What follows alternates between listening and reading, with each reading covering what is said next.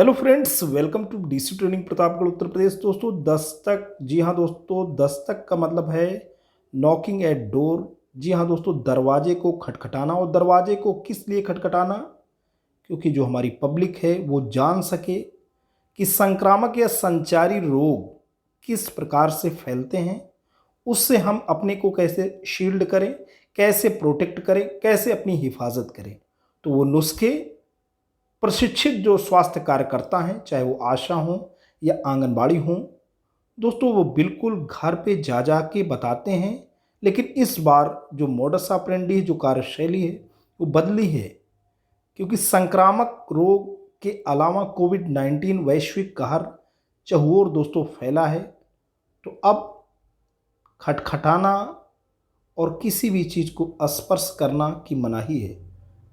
दस्तक अभियान में अंतर विभागीय समन्वय के तहत दोस्तों काम करना है, जिसमें न केवल आशा, आंगनबाड़ी, गांव के प्रधान, बल्कि परिषदीय प्राथमिक विद्यालयों में पढ़ाने वाले शिक्षक भाई बहन भी इसका अभिन्न हिस्सा होंगे।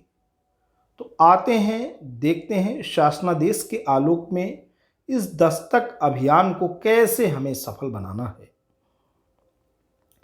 समस्त जनपदों में दस्तक अभियान।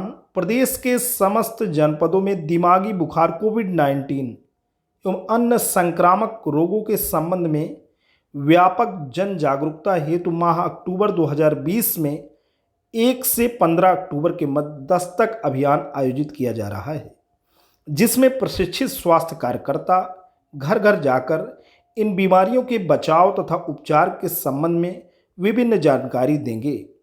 समस्त जनपदों में संचारी रोग नियंत्रण कार्यक्रम की समस्त अंतर विभागीय गतिविधियां यथावत जारी रहेंगी, जिनके साथ साथ आशा तथा आंगनबाड़ी कार्यकर्त्रियों द्वारा गृह भ्रमण कर विशेष सावधानियां बरतते हुए दिमागी बुखार से बचाव तथा इसके उपचार के विषय में स्वास्थ्य शिक्षा तथा आवश्यक जानकारी देते हुए इसे जन जागरूकता फैलाकर दोस्तों कार्य किया जाएगा। वास्तव में दस्तक एक व्यापक स्वास्थ्य शिक्षा, जागरूकता तथा सामाजिक एवं व्यवहार परिवर्तन संचार रणनीति है, जो लोगों को बचाव और सही समय पर उपचार के संदेश पहुंचाकर उन्हें दिमागी बुखार की समस्या को निपटाने के लिए प्रेरित करेगी। दस्तक का शाब्दिक अर्थ है दरवाजा खटखटाना। परंतु माह अक्टूबर 2020 के अभियान में कोविड-19 रोग के संक्रमण के दृष्टिगत विशेष सावधानियां अपनाते हुए तथा सोशल डिस्टेंसिंग के प्रोटोकॉल का अनुपालन करते हुए बिना किसी भी चीज अथवा सतह को स्पर्श किए दस्तक अभियान के अंतर्गत गतिविधियों को संपादित किया जाना है। इस अभियान द्वारा दिमागी बुखार संबंधित शिक्षा एवं व्यवहार परिवर्तन के संदेश गांव के हर एक घर और परिवार तक पहुंचाने का हमारा लक्ष्य है। यह जानकारी देनी है कि क्या करना है, क्या नहीं करना है, जिससे वे समय रहते सही उपाय अपनाने के लिए जागरूक बने।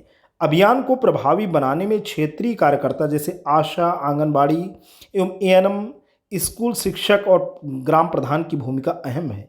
इस अभियान में बुखार के रोगियों का निकटवर्ती सरकारी अस्पताल में त्वरित तथा सही उपचार कराए जाने पर विशेष बल दिया जाना है। आशा कार्यकर्त्रियों की इस अभियान में सहभागिता सुनिश्चितीकरण तथा उनके द्वारा किए गए कार्यों का न्यूनतम 10% सत्यापन जनपद स्तर पर डीसीपीएम तथा ब्लॉक स्तर पर बीसीपीएम का उत्तरदायित्व होगा। अब दस्तक अभियान में आशा की क्या भूमिका है? दिमागी बुखार संबंधित जागरूकता बढ़ाने और बचाव और उपचार संदेश के प्रसार में आशा की महत्वपूर्ण भूमिका है। वह समुदाय को लामबंद करने और एईएस जेई यानी जापानी इंसेफ्लाइटिस से बचाने के लिए बेहतर व्यवहारों को अपनाने के लिए समुदाय को प्रेरित करेगी। आगे का पॉइंट है, आशा ब्लॉक स्तरीय दिमागी बुखार बैठक प्रशिक्षण में सोशल डिस्टेंसिंग के प्रोटोकॉल का अनुपालन करते हुए प्रतिभाग करेंगी। फिर नेक्स्ट पॉइंट, प्रशिक्षण के उपरांत वह हर घर तक पहुंचे जिनमें 15 वर्ष से कम आयु के बच्चे हों, परिवारों से संपर्क करें और मुख्य संदेश प्रसारित करें। गृह भ्रमण का ट्रैक रखने के लिए और अपने गृह संपर्क दर्शाने के लिए वह घर में प्रमुख जगह पर स्टिकर दिया जाएगा, लगाएगी और यह सुनिश्चित करेगी कि घर के सदस्य किसी भी बुखार के समय नज़दीकी सरकारी स्वास्थ्य केंद्रों पर संपर्क करें। संचारी रोग नियंत्रण में माह में जन जागरूकता बढ़ाने हेतु विभिन्न स्तरों पर अधिकारियों का निम्नवत उत्तरदायित्व होगा। अब खंड विकास अधिकारी का क्या दोस्तों उत्तरदायित्व है? पहला बिंदु कहता है कि ब्लॉक स्तर पर खंड विकास अधिकारी ग्राम प्रधानों द्वारा किए जाने वाले समस्त कार्यों के लिए नोडल अधिकारियों की भूमिका निभाएंगे तथा उनके द्वारा किए जा रहे कार्यों की प्रगति की निरंतर समीक्षा करेंगे। तो खंड विकास स्तर पे ये जो खंड विकास अधिकारी हैं दोस्तों, ब्लॉक डेवलपमेंट ऑफिसर हैं, वो नोडल अधिकारी की भूमिका में होंगे और ग्राम प्रधान जो भी कार्य कर रहे हैं उसकी वो क्या करेंगे, उसकी प्रगति की निरंतर समीक्षा करेंगे। दूसरा बिंदु है समस्त 75 जनपदों के समस्त विकास खंड पर दिनांक 24 से 27 सितंबर के मध्य सोशल डिस्टेंसिंग प्रोटोकॉल का अनुपालन करते हुए ग्राम प्रधानों की विशेष मासिक बैठक आयोजित कर प्रातः 11 बजे से 1 बजे तक का समय संचारी रोगों तथा दिमागी बुखार के संबंध में प्रधानों के संवेदीकरण हेतु रक्षित कर इसमें ग्राम प्रधानों की 100% सहभागिता सुनिश्चित करेंगे। नेक्स्ट, समस्त खंड विकास अधिकारी को क्षेत्र आवंटित कर दस्तक अभियान के संदर्भ में उनके क्षेत्र में किए गए कार्य की समीक्षा करेंगे। चौथा बिंदु, समस्त ग्राम विकास अधिकारियों को ग्राम स्तर पर की जाने वाली विभिन्न गतिविधियों यथा साफ सफाई, जन जागरूकता, हैंडपंप प्लेटफॉर्म की मरम्मत, उथले हैंडपंपों का चिन्हीकरण, स्वच्छ पेयजल की उपलब्धता, ग्रामों को खुले में शौच से मुक्त करना, अध्यापकों द्वारा अभिभावकों से व्हाट्सएप ग्रुप द्वारा दिमागी बुखार ऑब्लिक संचारी रोगों के कारणों तथा बचाव के उपायों से अवगत कराने हेतु विभिन्न गतिविधियां संचालित करना, फॉगिंग, लार्विसाइडल स्प्रे, एईएस के कारण विकलांग बच्चों का चिन्हीकरण कर उनको सहायता उपकरण उपलब्ध कराना हेतु निर्देशित कर उनके द्वारा ग्राम स्तर पर संपादित कराए गए कार्य की समीक्षा कर आख्या ब्लॉक प्रभारी चिकित्सा अधिकारी के माध्यम से समन्वय समिति को उपलब्ध कराएंगे। अब इसमें ग्राम प्रधान क्या कर सकते हैं? ग्राम प्रधान अपने ग्राम में संचारी रोग नियंत्रण माह अभियान के नोडल होंगे एवं समुदाय के सदस्यों, वार्ड सदस्य, सामाजिक समूहों के सदस्यों इत्यादि की बैठक सोशल डिस्टेंसिंग के प्रोटोकॉल का अनुपालन करते हुए करेंगे। दूसरा बिंदु है प्रधान संचारी रोग तथा दिमागी बुखार बचाव एवं उपचार पर आयोजित उन्मुखीकरण संवेदीकरण बैठकों में भाग लेंगे तथा ग्राम स्वास्थ्य, पोषण एवं स्वच्छता समितियों की बैठकों का आयोजन करवाएंगे, जिसमें वे और दूसरे जन प्रतिनिधि अपने स्तर पर संचारी रोगों तथा दिमागी बुखार पर जागरूकता बढ़ाने के लिए क्या कर सकते हैं, इस पर भी चर्चा होगी। नेक्स्ट, दूसरे विभागों जैसे जल निगम, पशुपालन, कृषि आदि के साथ संपर्क स्थापित करने और इन विभागों से जुड़े गतिविधियों का आयोजन गांव में करने में प्रधान की मुख्य भूमिका होगी। नेक्स्ट, सफाई कर्मी के साथ समुदाय में साफ सफाई के लिए विशेष मुहिम चलाने में प्रधान अग्रसर होंगे और गांव में शौचालय का निर्माण एवं प्रयोग, सही वक्त पर साबुन से हाथ धोना और गांव के वातावरण को स्वच्छ बढ़ाने को बढ़ावा देंगे। समय समय पर प्रधान छोटे समूहों बैठकों वार्ड स्तर पर का आयोजन करेंगे, जिसमें वे दिमागी बुखार एवं कोविड-19 रोग से बचाव व उपचार संबंधी जानकारी की चर्चा, संदेश प्रसारित करने के लिए घर घर संपर्क करने के साथ आशा सामुदायिक स्वास्थ्य केंद्र पर होने वाली गतिविधियों में सहयोग करेंगी, जैसे मातृ समूह की बैठक का आयोजन, समय समय पर स्कूल का भ्रमण और शिक्षकों को बच्चों में जागरूकता बढ़ाने में मदद करना, दिमागी बुखार पर स्वयं सहायता समूहों की बैठक कराना, मातृ बैठकों का आयोजन, VHSNC बैठकों का आयोजन एवं पेयजल को साफ करने के लिए क्लोरोनेशन, जी हाँ दोस्तों, क्लोरीन का छिड़काव होता है, क्लोरीन की दवा छिड़की जाती है, का डेमो आयोजित करना, यह सब उनके प्रशिक्षण का हिस्सा है। दस्तक अभियान की ग्राम स्तर की गतिविधियों की योजना बनाएंगी। अपनी योजना ANM के साथ सेंटर पर साझा करेंगी। यह योजना स्वास्थ्य विभाग द्वारा आशा को दिए गए प्रारूप में बनाई जाएगी। सही तरीके से प्रारूप भरने के बाद आशा उसे ANM को समय से जमा यानी बैठक में तय की गई तिथि तक करेंगी। दस्तक अभियान के दौरान अपने किए गए कार्यों की सूचना प्रतिदिन भरकर ANM को उपलब्ध कराएंगी। अक्टूबर माह में आयोजित किए जा रहे दस्तक अभियान में आशा कार्यकर्त्री को 2 अतिरिक्त उत्तरदायित्व सौंपे गए हैं। पहला, इस माह में आशा कार्यकर्त्री घर घर भ्रमण के दौरान बुखार के रोगियों के साथ ही खांसी तथा सांस लेने में परेशानी के लक्षण के रोगियों के विषय में भी जानकारी प्राप्त करेंगी तथा ऐसे रोगियों की सूचना प्राप्त होने पर उनको निर्धारित प्रपत्र पर सूचीबद्ध कर सूचना ब्लॉक मुख्यालय को प्रेषित करेंगी।